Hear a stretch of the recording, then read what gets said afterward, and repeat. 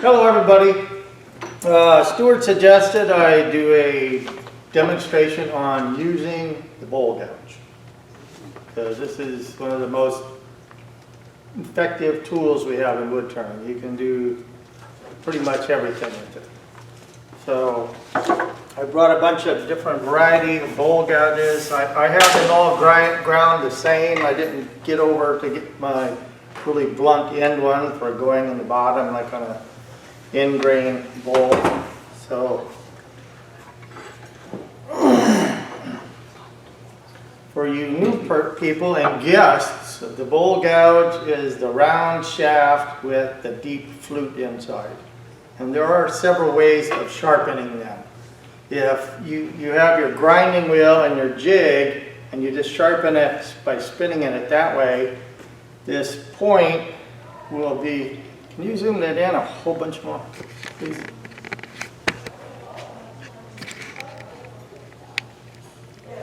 Let's grab a bigger one.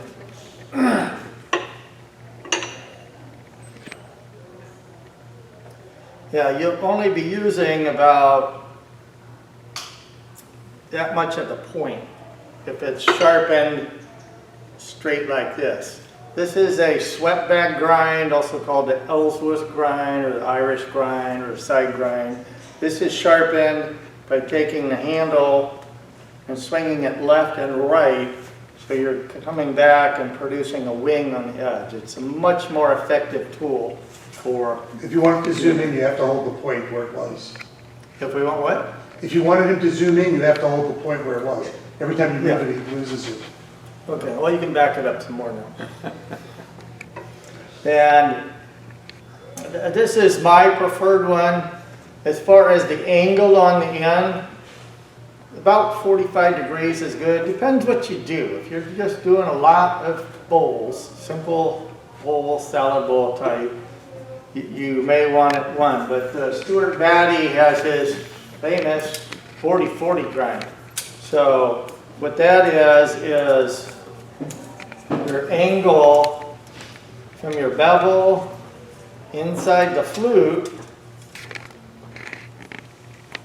That angle right there is 40 degrees.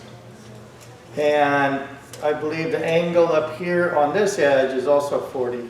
So the side of your flute, that needs to be 40 from the inside flat here on the side. So, and he says that's the best one. He does a lot of simple bowls. I don't do bowls, so I don't have it like that. Mike Mahoney, he's famous for doing a lot of bowls.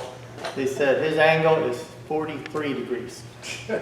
Gotta be that. That way the style Depends on of how tall you are, yeah, where you put the tool, and the shape of your bowl. Right. Because he made thousands and thousands of bowls. He supplied a wholesaler with a bunch of Well, stores. he stands in the same place and he makes those bowls Yeah. all day long. And the 43 degrees allowed him to come in, start hollowing, and then he could start at the rim and just go all the way He's down. about, he's and, about 5'6", he's Yeah. very big. and this part of the bowl gouge would just barely clear the edge of the bowl, he does. So the angle here is quite arbitrary. You just don't want it real long and pointy.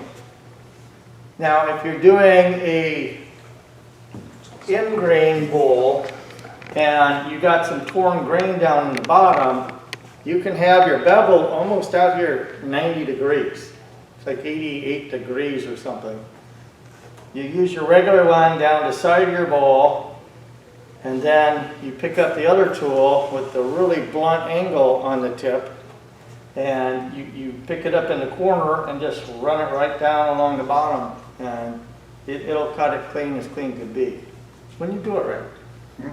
When you do it right. Don't they call that a bottom feeder? I have never measured the angle of any of my gouges in 35 years. Yeah, it's like my scrapers. They're, I don't know, 83 degrees. I like Depends on how aggressive you want them. Yeah, I don't like a 60-degree angle on the scraper. It's just doesn't stay sharp long. It's very aggressive. 83-ish. That'll do exactly what I want it to do. Basically, you try an angle and see if you like it and adjust it accordingly. Yeah, according to what you're making and how you're using it. And the bowl gouge is typically used on the outside of your piece, but if you're doing a bowl, or you're very experienced, you can kind of do a taller vase with it inside. But a hollow vessel, don't be sticking your gouge inside something where the opening is a lot smaller than the rim of your bowl. It's just dangerous, it gives bad catches and dig-ins, and don't do it. Pick up a scraper. Is that how to do out the side? Yeah. It bent, went through there. So, oh, I forgot my dust mask. How are you today? George, haven't seen you in a while. This the Lady Wells? Do you want a regular mask? Like Oh, no, I'll just keep my mouth closed. That's a change. We just been waiting for that. Well, I was hoping Dave Piper would be here tonight to heckle me. Here he is. I said I was hoping Dave Piper would make it to heckle. Yeah, I couldn't let you down. Now, some of you people have been Oh, in you the started club. already? What'd I miss? Could you start over? Okay, yeah. Ball gouge, angles, cut the Okay, got it.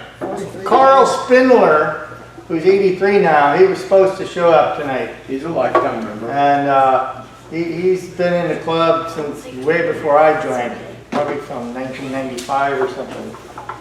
He wasn't one of the founding members of it. He came a couple of years later. He's as old, as crotchety as he always was. But, I didn't think he'd be able to find this place. Kind of hard to miss. Okay, so a bowl gouge, you can start your turning and roughing it out from whatever your blank is, from a raw log to a square block, making it round. You can do shaping cuts and you can do finish cuts, depending on the shape you want to do. If you're doing something and you got a real deep in angle you want to do, maybe you want to go with the spindle gouge because you can get in and do finer detail with the spindle gouge, whereas you can't reach in there with the bowl gouge. So this is a piece of Norfolk Island pine, and right now it's in grain. So in grain, when it's mounted on the lathe, we cut larger diameter to smaller. We'll be cutting in this way. And when we go side grain, such as bowl blanks, most bowl blanks are side grain, but there's a couple bowls on the table over there that are in grain, made out of Norfolk Island pine. So you cut them in different ways. When I was at Puerto Rico with Turners Without Borders, and we were doing a class with 14 people, Carmen De La Paz and this guy Gil from New Jersey and I were the instructors. And I showed this over there and they all went, because they'd never seen that before. So, bowl gouge, typically, I'm going to show you that in a second. You're rubbing the bevel as you cut. You don't want to be out here where you have space between your wood and the bevel.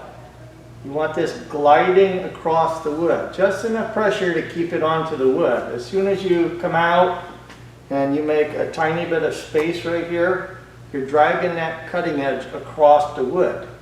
If you're directly on the bevel, that's where your control is, your best cut, the tool stays sharp longer, and you get a lot less catches and dig-ins, and torn grain, and lines, and bellies.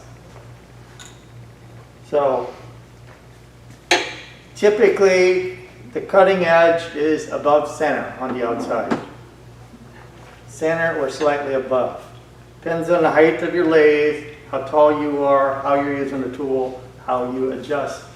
So this lathe is almost perfect. The center point should be right at your elbow height. If it's way too low, you're bending over, and you overcome for a too high, too low by adjusting the tool rest. Like my big lathe, I have it about 2 inches too high because I like my big lathe like that. There's 2 other lathes in my studio that are right on elbow high, and then I have one that's down about this low because I teach short people. And They don't have to put the platform down. I'm doing some work at one of my clients' houses, and he's about this tall, and painting the whole place and changing all the outlets and that. And I did something, and then he's over there going, and he had short pants on. I go, hey Brooks, you know why short people have the best calf muscles? They're always like, going like that. That's a new one. Well, it's the truth. If you think about it. What's your excuse? My good calf muscles?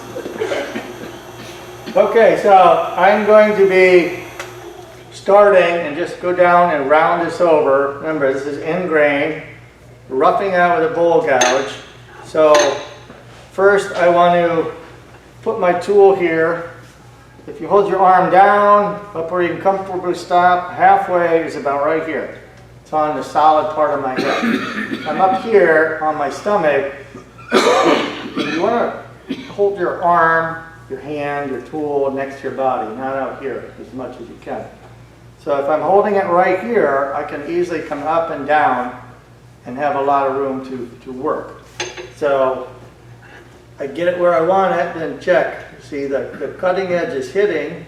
If I lower it, put on some close-up glasses. Oh, that's much better.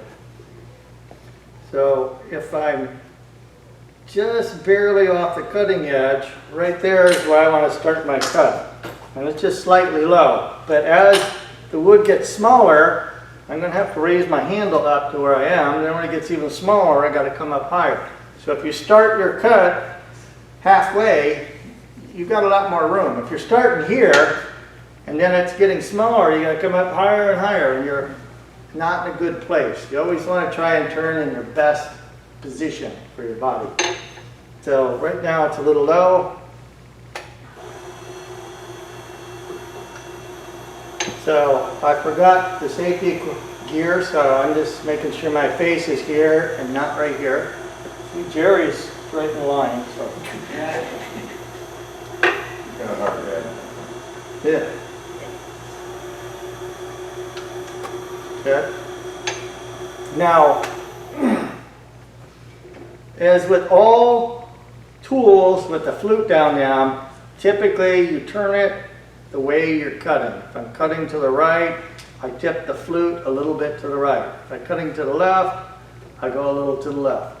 Now I'm going to start pretty much with the flute up, come into my cut, either raise my handle and or roll it like a screwdriver to get the edge to engage. And then as I come around, I'll have to roll it, lift as I come around the side.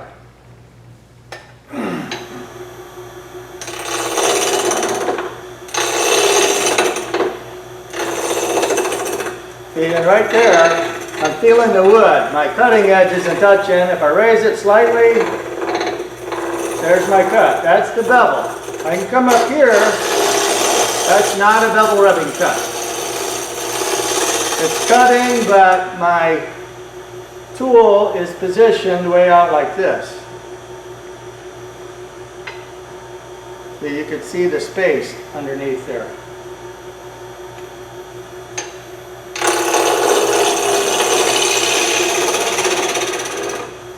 Check the tailstock.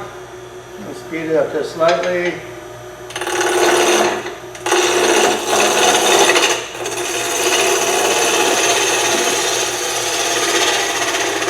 And when I'm coming around the side, I'm turning the flute a whole lot more.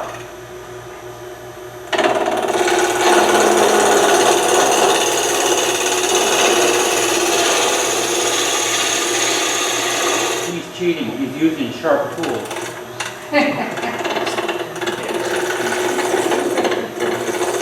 That's because I'm not crocheting, Roger.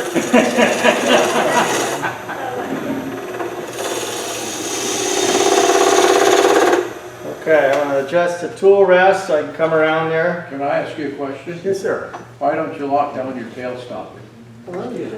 Because I'm constantly checking it to keep it. Okay. I almost never do that unless this has some movement in it, Okay. because I'm constantly checking that. If it's really loose and vibrating, like on my one leg, they can, And that can back out on you. yeah, this one's tight, it won't do that. I have my one leg that always backs off, especially if the knob is right here. The weight of that and the vibrations take it down. But as a safety point, tighten that. Safety says you're. Tighten this. So I move the tool rest. I'm going to come around the side some more. And I'm just cutting to the right of the point a little bit. Here's the point, and the cut's taking place a little bit on the right side. Now, you can, which I'll do in a little bit, come up here and use that whole long edge. I'm going to go through a bunch of different ways you can use the edge. So right now, we were cutting this direction. In grain. The fibers go like that. So let's take this and mount it up sideways.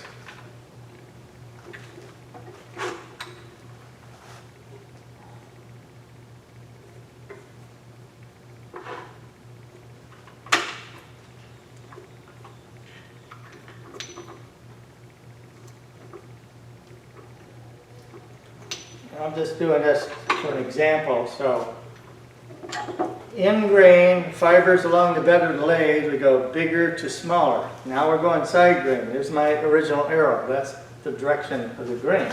So now we want to cut over here and come from smaller diameter up to larger on side grain, on the outside of our piece. I see some puzzled faces.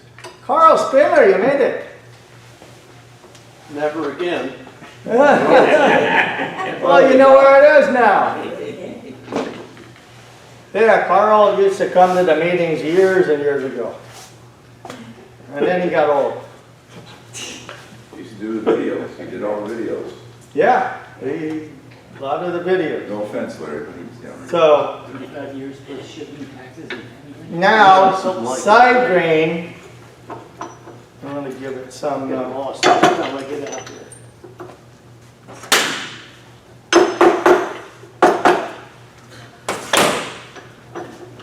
I have those geo trackers and Side grain, we have the tool rest about a 45-degree angle, and we'll be cutting up in this direction.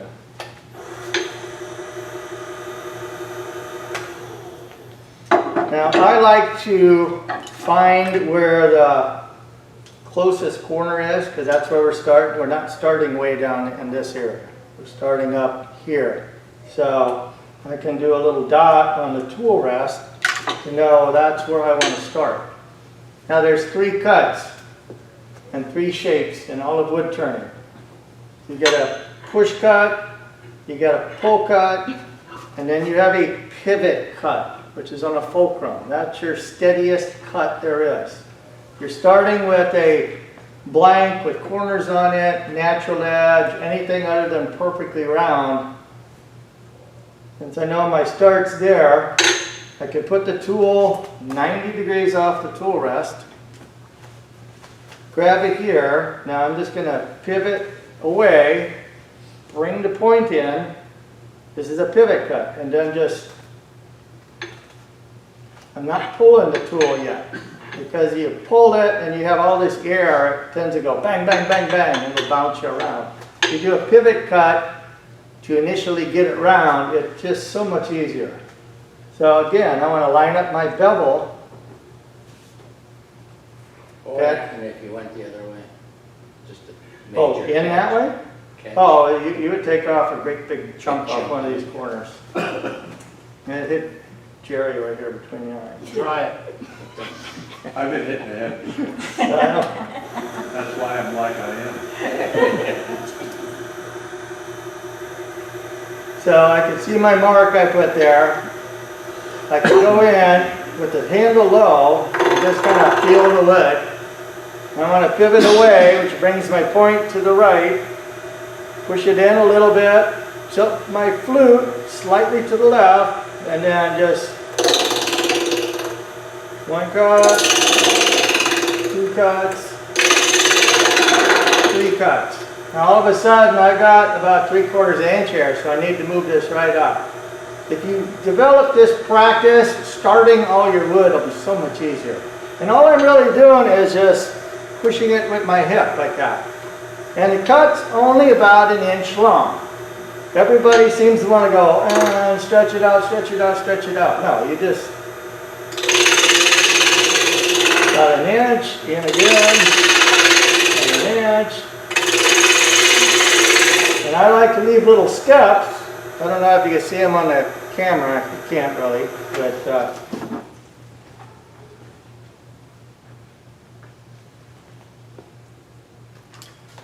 I'm just stopping the cut. I have a groove here, a groove here, a groove here, a groove here. So now when I come back up, I want to stick it right, I'm moving everything over a little, and I'm going to start on this first groove, come into the second groove, come into the third one. I'm just making the piece round. So, you know where I am? My flute slightly to the left, not all the way over on the side. We'll go into that in a little bit. Pivot away, bring it in, pivot across. Pick up the next one, pivot across. Now this is soft Norfolk, so I want to check my tailstock because it tends to go in quite a bit. Now I can come back down here and start, or back up here and start. So I'm going to move down, over. Now if I try to do a pull cut in, see it's jumping me around a little. I can pivot in. Now I got a place to bevel combine. And now I can transition into a pull cut. Once this area is mostly round now. When you stopped it the last time, the end that you were cutting looked extremely smooth. Yeah. Now, not so much? Well, I was doing Well, faster and rougher. Right. And all of our tools, how fast you traverse across the wood, the angle you have the tool, whether you're absolutely on the bevel or not, all those create, like there's a whole pocket of torn grain right here, and there should be another one right there, but there's not. This is only doing it in one spot.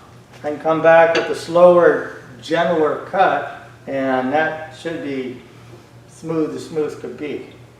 But when you did the slow pivot thing, it was amazing how smooth that looked. Yeah, and that, Looked almost a finished cut. see, so coming back up here where these corners are, I would go back to that pivot cut again. And you can have it a little bit further away, but if I line up the tool on the corner, grab it, move left, bring it in, slightly angle the tool, and just pivot it right through. It's the most stable cut with the gouge that there is.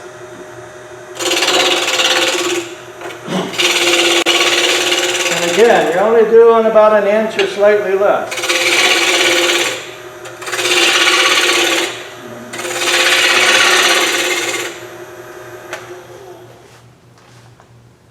Yeah, and there's a little torn grain there and there. But again, I was going across it quite fast. And again, on this side, I'm just using, there's the point. I was cutting just to the left of the point.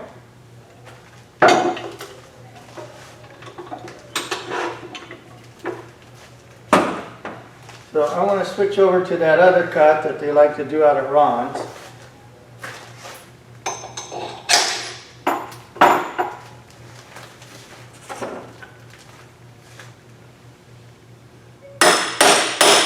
Anybody need their assignments cleared out? Piece of camphor here. So you've changed your mallet now, I see. Is that, Change my mouth. yeah, your mallet is a little different. It's like an Ace Hardware mallet now, or what? It's a hammer. That is, I don't know. 1970s wood hammer, something like that. It's awful better than me. There's a rubber one. Oh, I cut the handle shorter because I didn't want it that big. Still a metal hammerhead, not a wooden hammerhead. I pound these in all the time with a steel hammer. If once a year I have to grind a little burr off of here, I've got some of these I've had for 23 years. And once a year maybe I'll have to put that on the grinder. But I want them in the wood secure, not kind of in the wood. Okay, so this time for roughing out, instead of using up here near the point of the tool, be using this long edge. And like our spindle roughing gouge, when we first present it, we're kind of straight off of here. The end of that is pretty flat, and it'll be just like this long edge right here. So we'll be using that edge. And I see them out at runs, you just do this and just kind of go back and forth and get all the corners off. I don't do that very often with this tool, but it's there to be used. And we have this whole long edge from here all the way down to the point and back up the other side. We got that whole edge we can use, and there's different ways you can do these. This is camphor wood. You'll be smelling it in a second. So again, I want to come in, rub the heel, and then pivot it up to where I get a cut. And then stay right there so this bevel is engaged on the wood. Not rolled over too far where there's no contact down past the cutting edge. It's always best if you have double rubbing cut.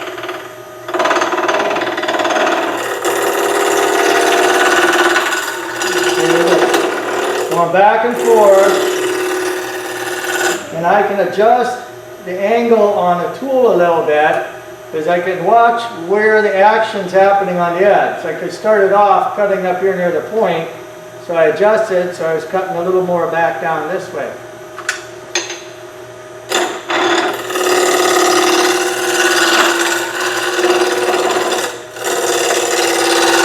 Now this is a bevel rubbing cut.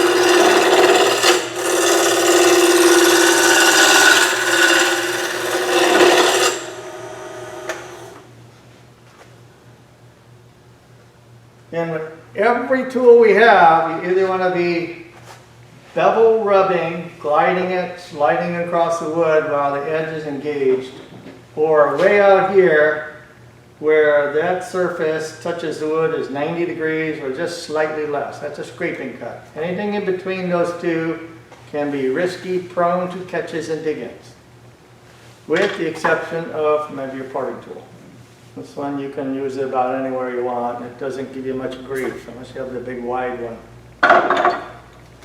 So that took it down to, I just want to show you a bunch of different ways to apply the edge to the wood.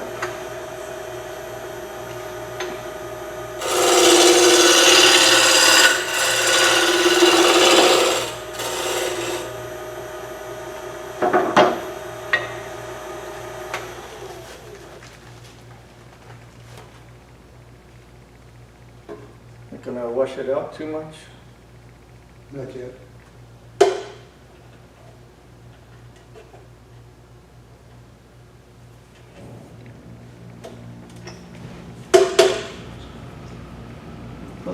This is time for batteries. Okay, so at that time we were using a bevel rubbing cut with this big long edge. I was not up near the point. And you could come in from this side and kind of just go straight down the face. Your bevel here is rubbing on the wood and you're just doing a cut right down there. It's best if we take a moment and turn the tool rest. Because I've taught a lot over the last 24 years and I get it, and almost everybody hesitates to adjust in the tool rest to get it in the best spot for you. Because if it's in the wrong spot, that's why you have problems, because you're presenting the tool unsupported or the wrong way, and it grabs and pivots you up and digs in.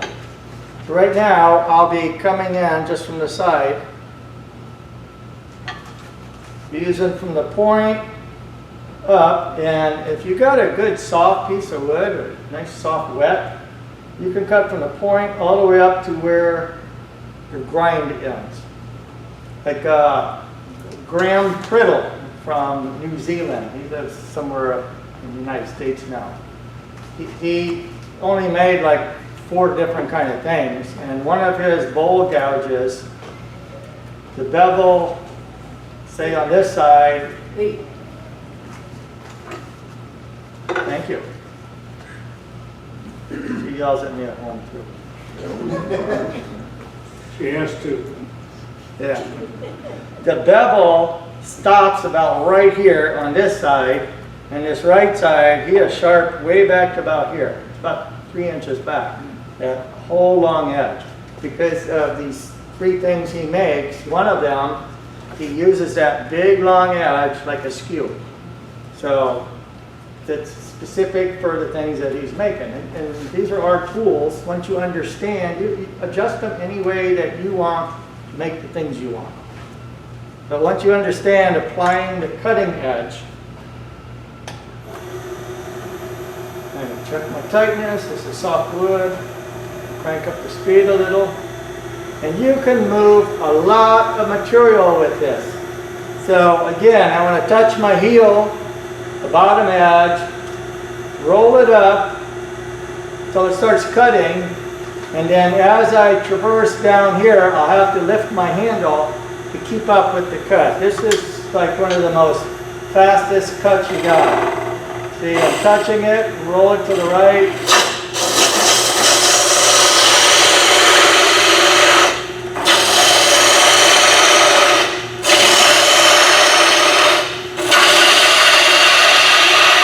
Yeah, I could eat this whole thing up in about 40 seconds. Okay, now you can see our curve right here. That matches the curve of the tool. Now, if I'm coming here, the end of the tool, the bevel's rubbing there. Now, if I'm cutting and I turn my flute too much on the side, it'll cut. But that's not a true bevel rubbing cut, because your cut actually takes place from the point around this side. And when you roll it over too far, this whole side is not doing a bevel rubbing cut. You're jabbing the cutting edge into the wood, even though over here it's supported. So if I hold the tool here, I can see my cutting edge is not touching, so I can roll it over and it's just starting to touch right there. So that's where I want to be. See, this is about 45 degrees to the right. You don't want to go all the way over like that unless you're doing a very shallow finish cut on the bottom. That way you get into the curve of the tool, and that little tiny bit is rubbing the bevel. And that's only if you're just doing a minute cut, 32nd of an inch thick or a 16th. And you can roll it on its side. Otherwise, it's better to have it up here.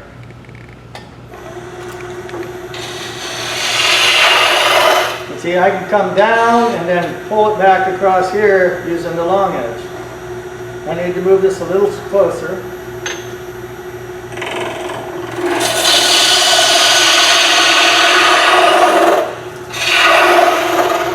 Smelling that camphor yet?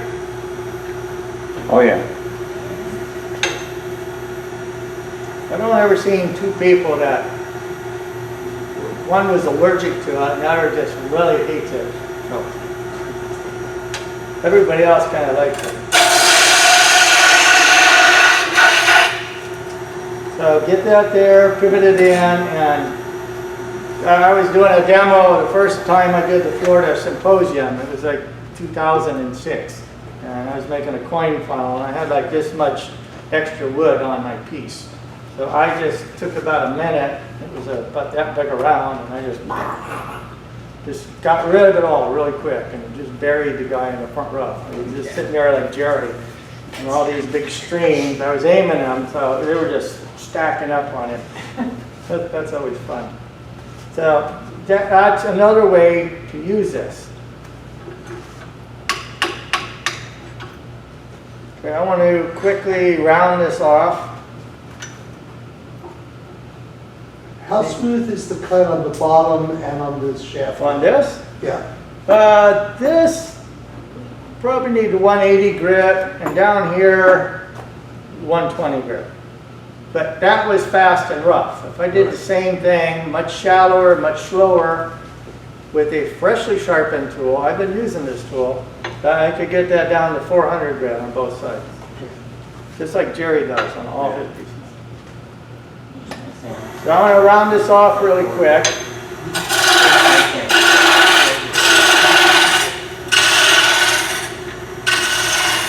And see how I'm moving my body? That tool's next to me. I'm just moving it across.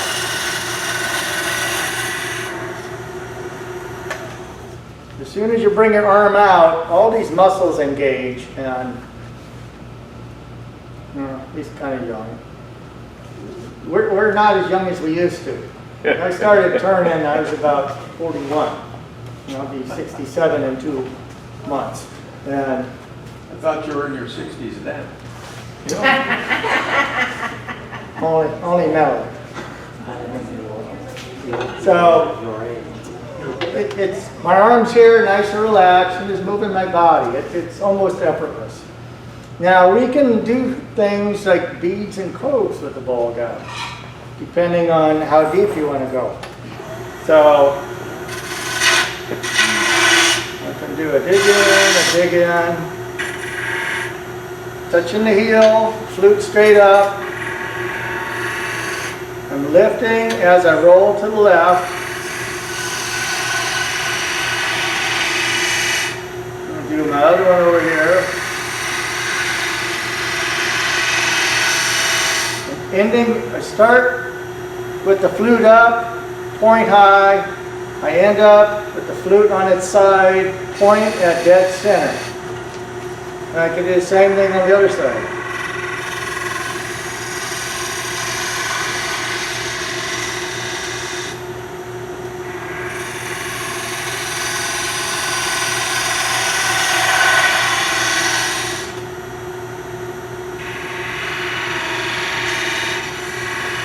And depending on the shape or what I'm making,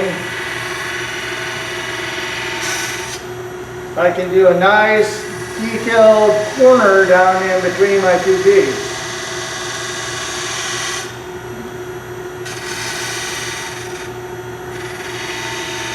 And how deep that is depends on how my angle is on the end. 220 grit.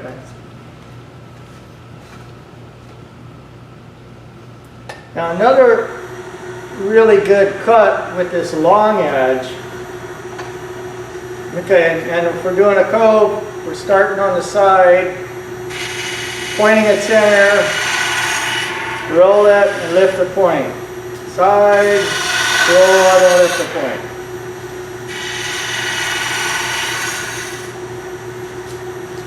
And see, this tool here is a bowl gouge.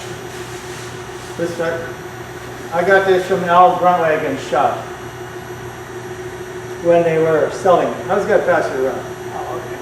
So it's a little tool made by P&N, and I didn't think I'd be using it much, but I do a lot of miniatures, and this tool is pretty cool. What's the diameter of that? 1/4 inch.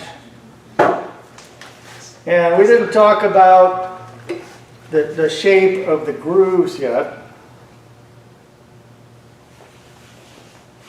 See, this one is a little more U-shaped, and this one is a little more V-shaped, but it's rounded more in the bottom. Woodcraft sells one. It's got a really long B. It's like you got two skews with this little tiny groove down the bottom. I don't really like that tool at all. But, once you learn to use the edge, you can do a lot of things with a lot of different tools.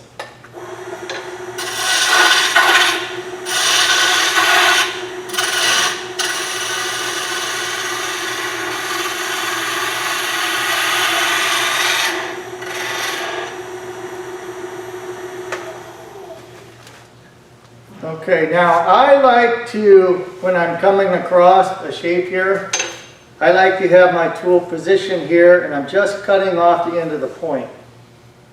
So I would be over here, going across like that.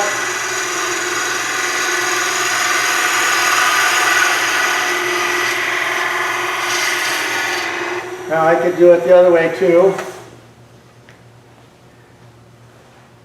With 500 grit minutes. Now if we do this shearing cut, it's a bevel rubbing cut. I'm going to be using this long edge, and if you're doing a cut similar to this with the skew, you want your cutting edge about 45 degrees and you're staying in the bottom half.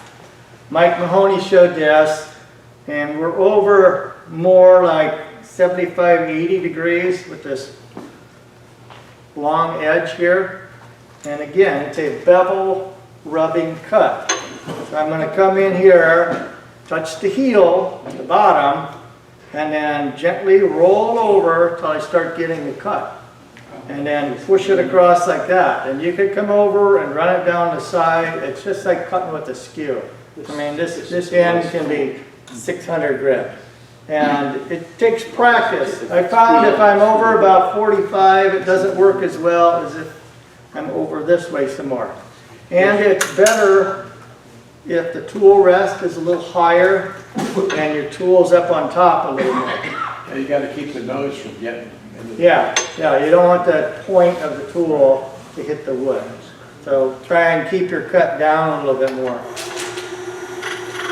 So lightly touching, not pushing hard like that. Lightly roll it over and watching my cut right there.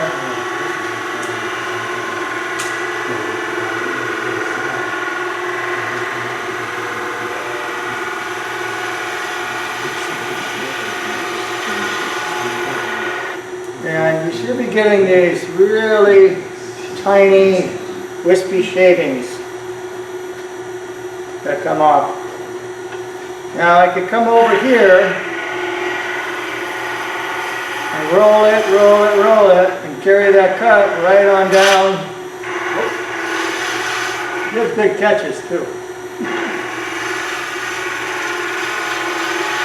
And you don't want to do a really deep cut.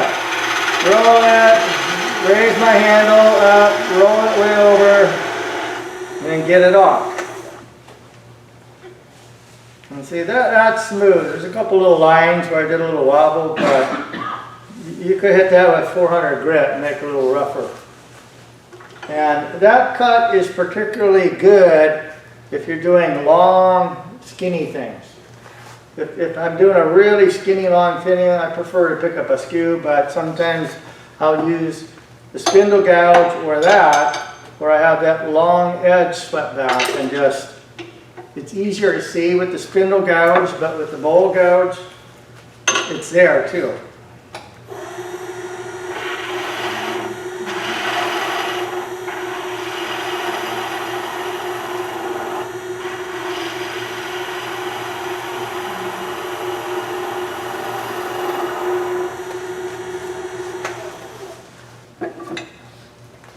See, that is really nice and smooth. There's hardly any marks at all on there.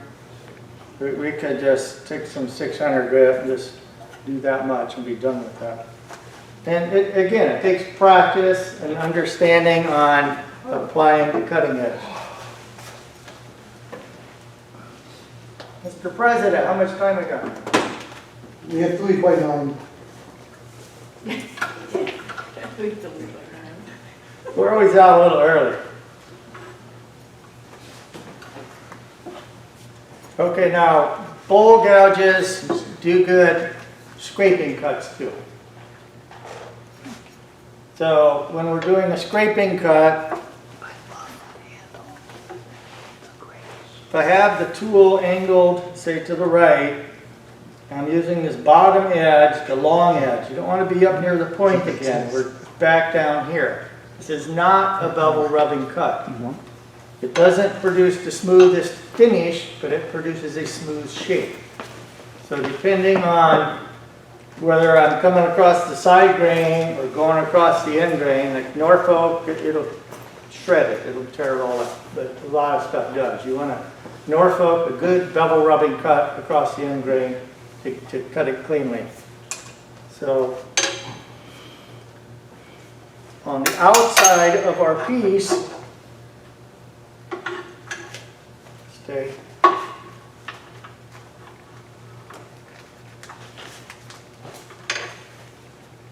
You want the tool low because where this edge, the flat inside here, or the curve, where it touches my material, needs to be 90 degrees or slightly less. It'll just drag itself across the wood. If you have it 91 degrees or 90 and a half, it wants to dig in and give you a big grabs. So on the outside, you want it, the cutting edge at center or slightly below. If you're way too far below, it just won't cut right. You'll never get a catch. If you're half a degree high, catches and dig ins.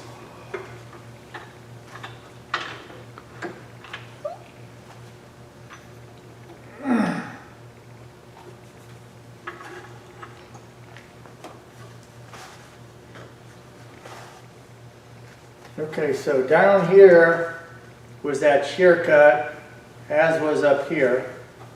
So I want to do a scraping cut up here, and we'll pass this piece around so you can feel the difference of it. So I'm looking at my bottom edge, making sure it's at center or below. I like a little extra space here for a scraping cut. And with the bowl gouge, this top edge, you want to keep it about an 1/8 inch off your wood. You could touch it and it'll rub it and maybe cut it slightly, but if you get a 1/4 inch out, this bottom edge where it touches the wood is greater than 90 degrees. Dig ins and catches. So keep that top edge close to the wood. And when you're transitioning around the different shapes, I could do it on this side or on this side, you have to be aware whether you're touching up here or down here, because I could be touching back here and doing a nice scraping cut and then come up here and I didn't change any angle, and that all of a sudden, just due to the angle of the tool, can be over 90 degrees catch zone. So I'm going to roll it on the right, touch the bottom, watching my top edge to make sure it's about an 1/8 inch away.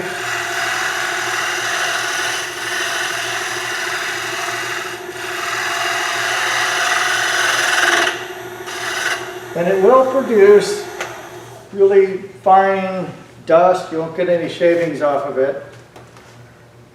It's a nice smooth shape, but it's so much rougher than this and this, where we did the bevel rubbing cut. And I could come over this side and do the same thing. So we'll pass this piece around so you can feel those edges. The rough one is the scraping cut, and that was that shear cut. But that last cut you made, you were really using the bevel of the wing, right? Well, the one where I went way down The there? one you just did. No, that's no bevel at all. That's a scraping Oh, you cut. did it, but you didn't use the bevel, okay. Yeah, there's, All right. it was way like that, and the bevel would be way over here. No, I'm sorry. Actually, the bevel with the wing, you know. Yeah, I'm using the wing. But there's a little bevel on the wing, right? No, there's no No. bevel at all on the wing. Well, there's one big long one, but I was way out here. That bevel wasn't anywhere near. Okay. Never mind. Never mind.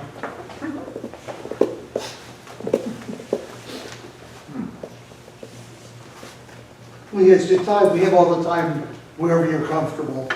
We got a big instant gallery. Yes. Well, yeah, I got some more stuff. Well, you're scheduled to be out through 8 o'clock. And I already did all my meeting announcements after that, so you have that time too if you want.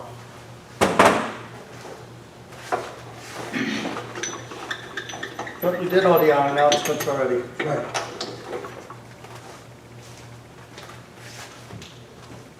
So as long as we have to be in the gallery by 8:15, we're plenty of time. There's a wooden mallet for you. Very good.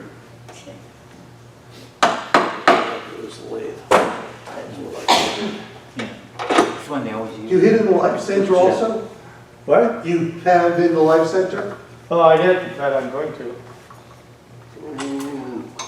You just did the Life Center, but Well, I just use that as a point. point, just lightly tapped it. I wouldn't hit it with a hammer like this.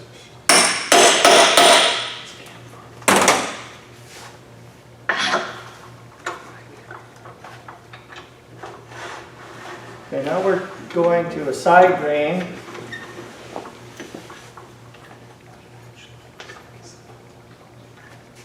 This is a piece of ash. I called her Cindy. Wow. Don't Yeah. make an ash out of yourself. It's a really good piece of ash. Oh. We got that. Okay, so.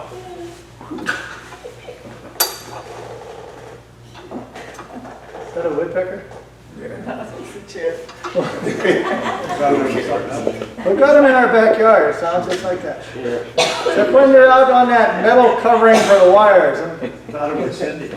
Yeah, those dumbasses are out there on the metal thing on the pole. Sharpening the beak. We'll adjust this a little.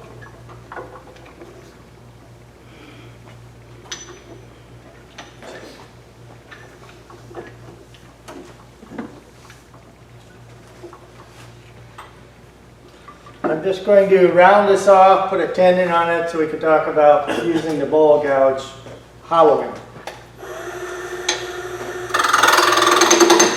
And again, my flute is just a little bit to the right. The end bevel's rubbing, therefore the side bevel's rubbing, and the flute is going the direction that the fret is.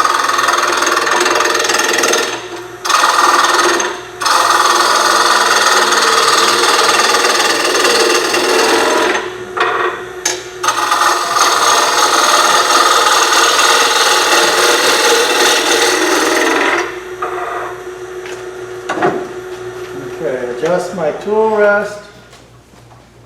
Make a tendon on the side. Okay, so usually the tool rest is about 45 degrees. This is just slightly out of round, so I can just go ahead and start coming in with a pull cut. I can pivot cut in, but I'm just going to do a little bowl shaped on the outside.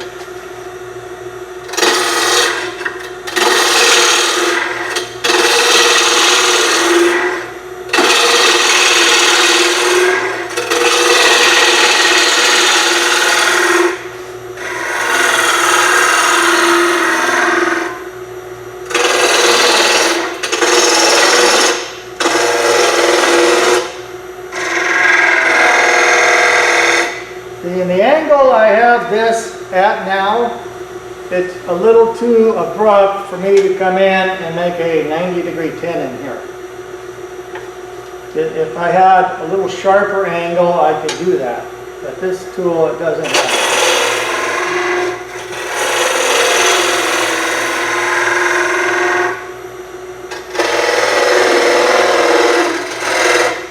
When you say a sharper angle, you mean 70 degrees Longer. instead of 50? Well, instead of, Or let's say that's 40, if I had 45 degrees or 46 degrees, longer point, I could get in that corner better. I'm just going to refine it with spindle gouge. Since we have our lovely Nova chuck with the tooth on it. and cut that little groove. Now that shear cut that I did on that piece, I can do that on the outside of my bowl to finish it. And see, using it, my handle would have to be way down here. So I need to raise my tool rest more. Because if you start off way too low, you're not in a good spot. If I raise it up and it takes 2 or 3 different adjustments, it's better than you trying to do that and come all the way up in one shot. So this needs to be up higher. That's the same cut we did before. I'm just going to be using this edge, but way down here, not up near the point. And when you really understand and get used to that, that's a really good finished cut on your piece. I'm touching the heel, lining up my angle.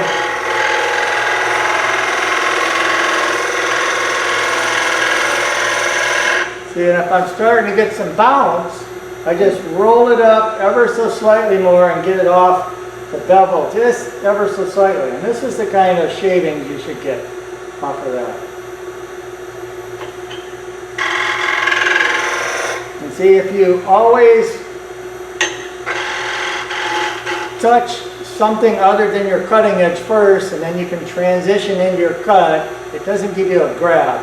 Another thing I do with every one of my tools, after I sharpen this bottom corner of the heel, I'll take that on the grinder and just lower my handle to go zip and no thank you, I'm not superstitious. I round this over ever so slightly, just so when you're on the bevel it glides across the wood better. So I'll go back to that cut. It's right near the corner. I'm going to adjust my angle.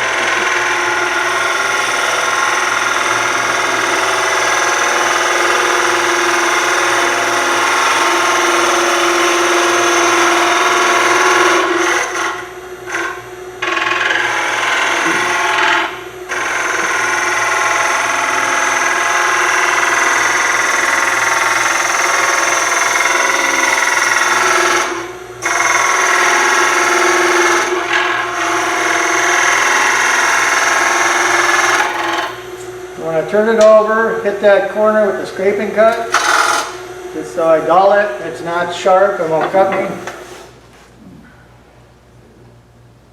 See now, just the 2 little spots where the end grain is, it's ever so slightly rough, but I could hit this probably with 400 grit and be done with it. When you raise the tool rest to be able to make the scraping cut, you put it way over center? No, the scraping cut is low. This is a shear cut. Shear cut, got it. Yeah.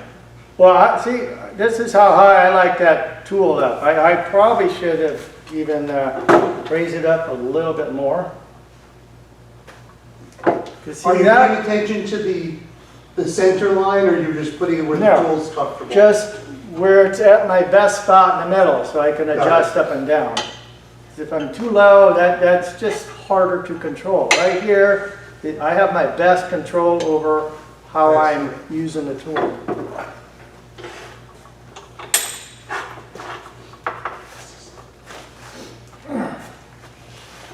Oh, happy birthday again, Dave.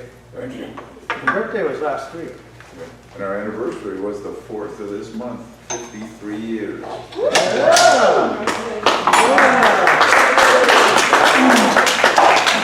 Give her a medal.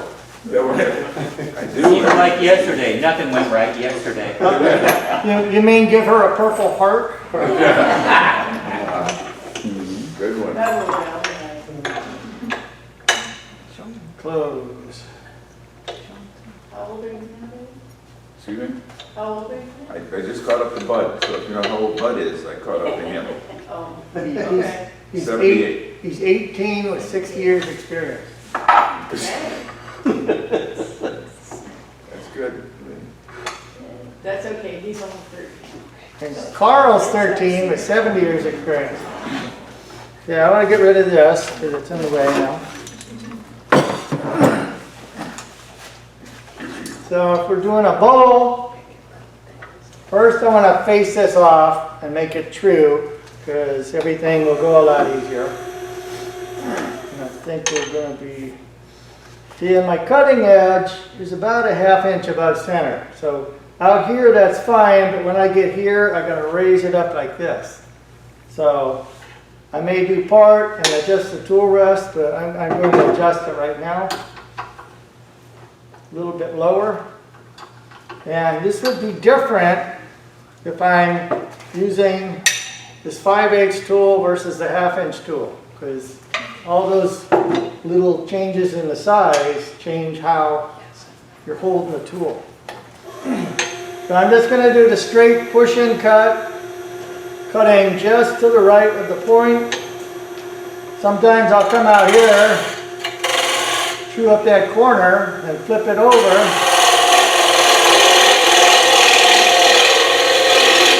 See, I'm still above center, and I want to start raising my handle.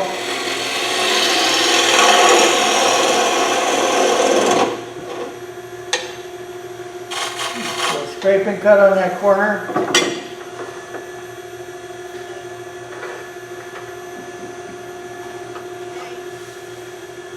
Check my height.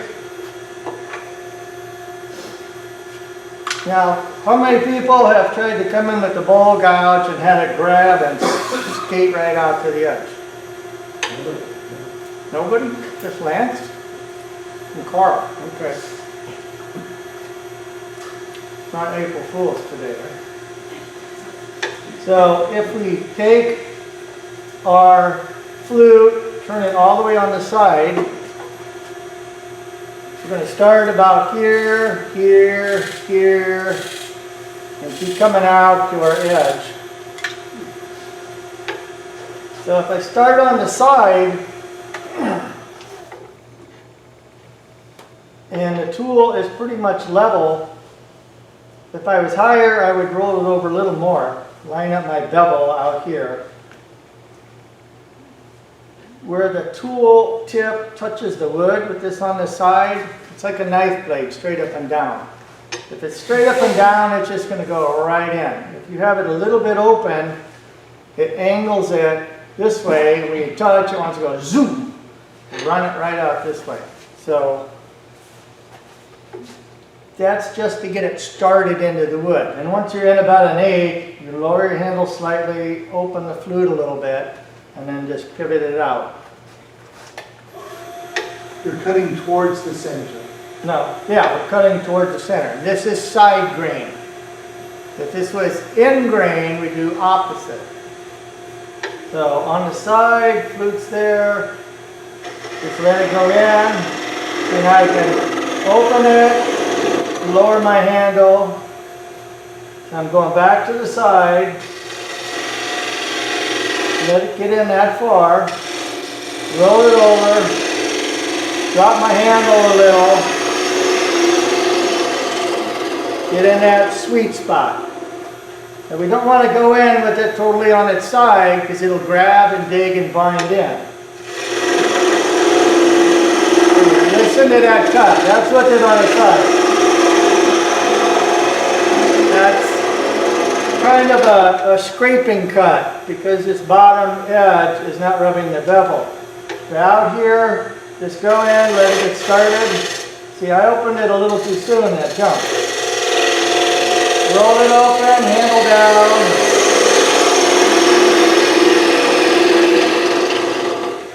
Now, if you roll it up too much, that left edge is going to grab the wood and give you a really bad dig in and probably break off the tenon in the chuck. Anybody ever done that? I've seen some of you guys do it. Can You haven't done it yet, have you, Bill? where the bowl goes in. Okay, we'll work on that next I time. haven't done it too much, so. So there, roll it. Now, if you look at, eventually my sides, the inside's going to match that. If I line up the bevel, the handle of my tool has to be way over here. And then in the bottom, the handle has to be way over here. So I'm swinging from there all the way over to here. Now you can do part of it, just come down halfway and stop, stop, stop, and then go back and do the center part. And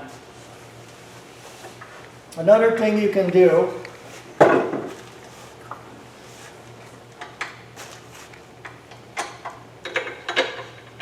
if you know your chuck is on here tight, you can turn in reverse. Some of these have a set screw, like this one has a set screw right there. You can tighten that down against your spindle, so if you're running reverse, this will not come unscrewed. So now instead of turning on this side, I could come over here and do the same thing. I could come halfway down and flip and come this way. And again, this is mostly near the point. If I have a good soft piece of wood instead of this dry old piece of ash, you could come in and take this whole thing. I saw Stuart Batty at the Waco SWAT symposium where I was demonstrating, and he had a bowl blank that big, and he hollowed it out in 5 passes. He had a bigger, longer bevel, and he just zoom, zoom, zoom, just that quick. Okay, so we want to put it in reverse. I'm doing the same thing, but see, I'm in much nicer position for my body instead of having to be way over here. So I could come here, put my flute on the side, let it go in. I'm in a little, now I want to roll it up just a little and drop my handle slightly. Remember to start on the side, kind of level. Once you've got a place, your bevel can ride, roll it up, drop it. Start over. Start over. Roll, drop. One more. You see, this is a scraping cut. And I have to push on it. But when you're in rubbing that bevel, it goes really nice. You know what you can do? I mean, I do it because I'm left-handed. Yeah, I just go around the other side of the lathe. yeah. You can come around over here. Yeah, if you don't have reverse on your lathe, that's the best. Yeah, you can come around over here and you're in a much better body position. Yeah. Now I want to put it back and forward and just pick up those ridges. That ridge, that ridge, that ridge, and come back. And now I'm just basically cutting on from here onto the right side, except in reverse as cutting on the left. But coming in and hollowing it in forward, you can cut on the left side. And sometimes it's such a shape that you need to do that. We'll be cutting on the left side of the point. I want to hollow this out some more with the right. And you could also come in with the flute on its side and do a scraping cut. There's nothing stopping you, but it kills your edge really quick. See, my top edge is almost touching.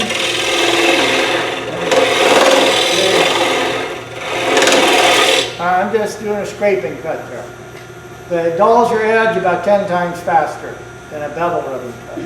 I'm going to pick up this one, again, starting on a side, roll it, handle down a little, turn on a side, roll.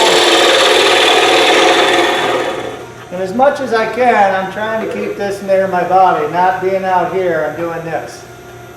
But there's people all over the world that do it every day of the year. Ashley Harwood and Stuart Batty, I see them doing that, but sometimes they got a wobble going as they come by. And I like stability and control as much as possible.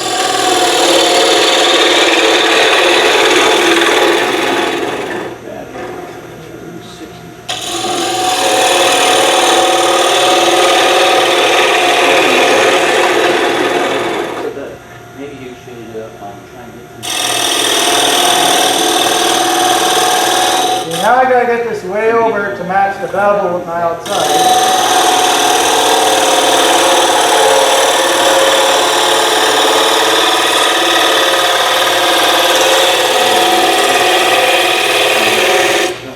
And you can stop halfway through. You don't have to do one long cut. It's nice if you can, but it's not necessary. Now you can relax a second, come back to it.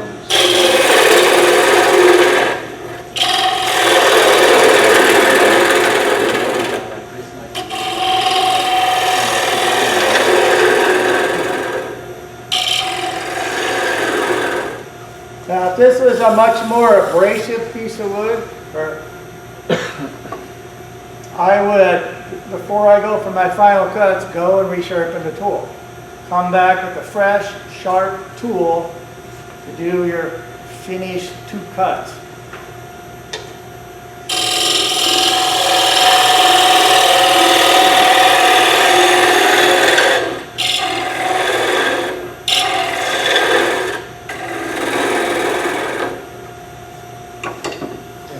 Can you move the camera over here, please? Can't see the TV. Okay. Now I'm going to show the cutting on the left side. And the parameters for doing that are so tight. If I'm cutting at this angle here, let me raise this up.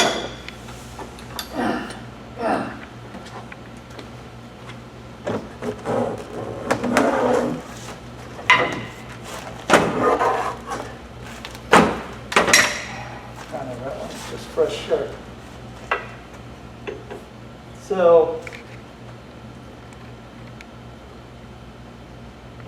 before we were cutting on the right side of the point. This is on the left. I'm going to touch the wood, roll it up very carefully. As soon as I see it cutting, stop. Do not roll it anymore. You got no room for too much roll. And then you can just come down, make sure you don't roll that tool left, and you can come down and cut on the left side of the point.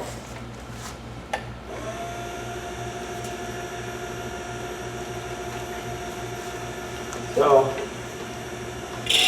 I'm touching the heel again, not the cutting edge first.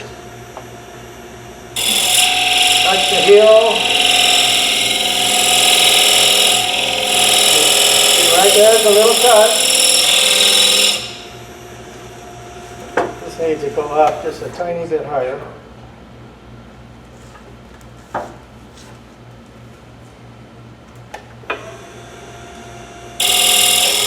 Roll into it. There's a cut on the left side.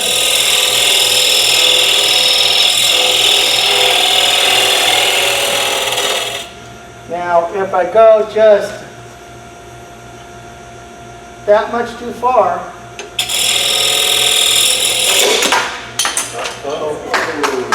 that left side grabs, you're there, and if you go that much further, that's what happens. And I started doing that in my classes at Woodcraft, and then I thought, I'm going to have a student do that. All the face shields and all the stuff, and over here you're really safe. And they blow up on you, especially. Work on and develop the understanding and feel, and then forget about it, becomes second nature. Being absolutely on that bevel. Unless you're doing a scraping cut, it's way out here with every tool we got. Questions? You could start in the center and do a scraping cut out. Yeah, I could put this on its side It's a lot safer. and just come there. If you're gonna do that, It's not as look at the scraper. That's what they're for, yeah. Yeah. And again, you don't. The next tool there is a scraper. Yeah. Although I've broken some big ones. Yeah. And if there's a smaller hole, you do not stick the gouges inside here. Any other questions?